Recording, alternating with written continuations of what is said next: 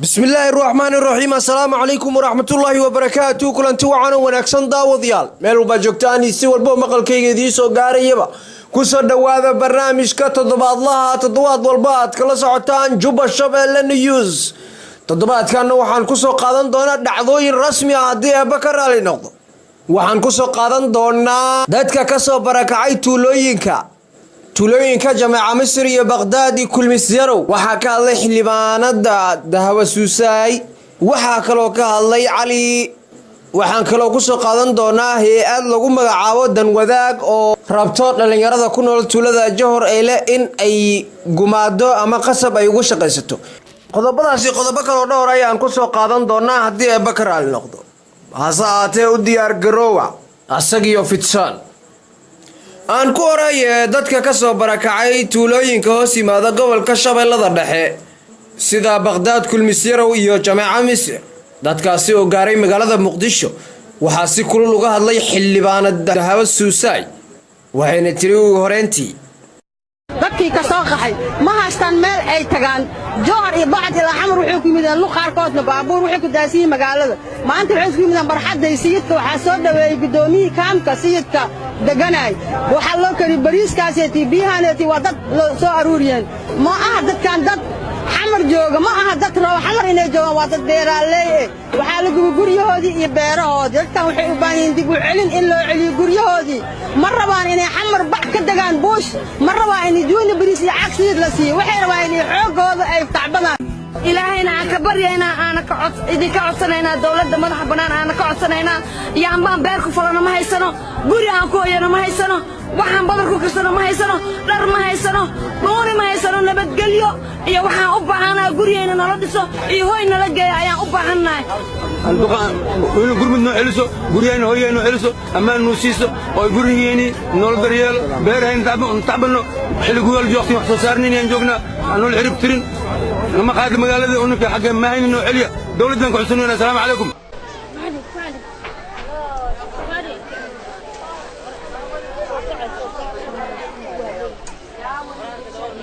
waxa ku soo noqday kulmisyarow beled leeyahay oo Shabeellaha Dhexe laga xukumo gobolka nuko aw isku hurdeyno nuko imaatayeen maskiimankayna waxayna dhan oo isku hurdeyna mataqaanay oo dibna soo galay oo dibkina soo galay adoo dibkina soo galay mataqaanay waa soo wada kacanay waa nuko bibixiski galnay habar iyo unug yaro walaalkay dhalay oo aan ay ibooyin dhalay guri ku jireen gurigi uu ku jiraan ana ka soo bixihay hadaan ka soo bixihay unugii isugu meedaan ka soo bixiyay dab oo gurigi ka soo dhacay gacanta iga dhacay aan ka soo baxay tuulada leeyahay kulmisyarow ku taalay gobolka Shabeellaha Dhexe waxaana soo bixiyay barakac oo ciidan la yeeshay anaga aan fahansanay ilaa iyo hadda oo dawaan oo qabtay dadkaysu u yeeyna ilmahayna waxna way ka soo baxeen waxna way ku baaba'een haddana dhibaato meesha ma keentay waxa kaloo ka hadlay Ali Shariif oo ah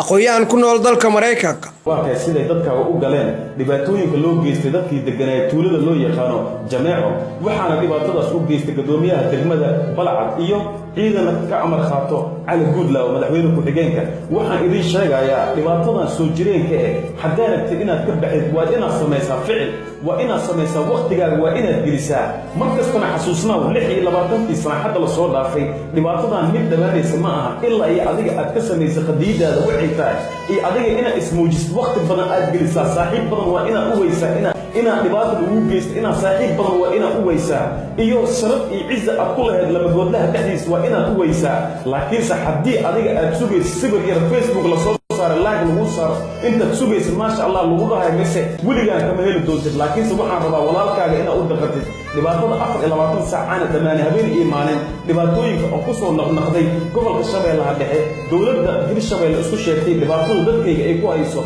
mid weligay aan iloowi doono ma aha mana iloowi doono hawsha aan hayna weligayga ma joojin doono sidaan u wada doono hadduu Ilaahay idmo midda labaad waxaan rabaa ka daciifada oo mararka qaar ku hadalada on maxalla asii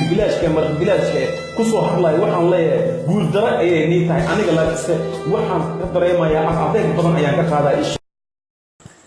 waxa kaloo idinku hayaa hadii Bakar Ali noqdo hay-ad lagu magacaabo danwadaag oo rabto in dhalinyarada ku nool tuulada Jowhar ay la qasab in ay ku maquuniso ama ay ugu shaqaysato. waxaan ka caawinayaa hay-adda danwadaag hay-addaas oo doonayso inay xaafadda tuulada Jowhar Soomaaliya inay kala jab ku keento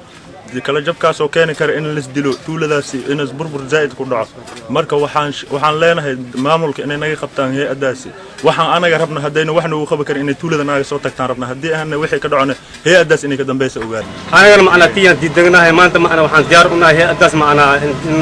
laga qabto maamulka isna qabta xataa macna hadii macna isna qawaayo waxa waaye anaga macna meelaas waxa ka socdo isku dhac balaaran oo markaas macna laga dareemo tuulada marka isku dhacaas inta iimaan lahayn macna maanta waxa macna intayna macna duurnimadan soo baxnay oo dhididkaan macna u daa macna dib macna haasto dibkaasna waxaan u haysay hay-adda la yiraahdo danwadaag waxaan jecelnahay maanta macna sida oo dhuqsiya badan hadda macna in hawsheeda macna ay joojiso kadibna macna ay naga soo baxdo macna hay-ad alaal hay-addiino iimaanaysani aynu ugu timaado macna in anaga macna sidii aan jecelnahay in waxna uu qabato hay-ad wax ma qabanayso ma dheheni laakiin sidii anaga rabno ay waxna uu qabanay hadii waxna uu qabanayna xoog inay waxna uu qabato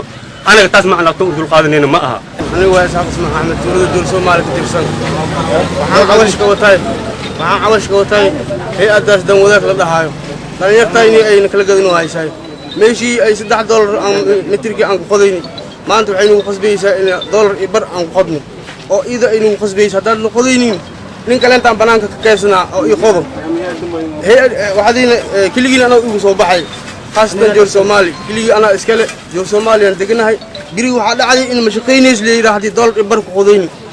anagu waa Cali Maxamuud Ibraahim waxaan ka caawinaa hay-adda leeyahay danwadaag waxay rabtaa wax aan qaadan karin inay anaga ugu qaasiiso dadkii xaafadda oo tuulada degan ay laba qayb ka kala dhigtay qayb ayay raaceen qaybna waa soo baxeen meeshana waxaa ka socda dhib aad iyo aad u weyn meesha la isku laayo cabsi marka maamulku waxaan ka cusubnaynaa inay arintaas wax naga qabtaan si degdeg haday wax naga qaban waayaan wax wali muhiimadu hay-addaas ka mas'uul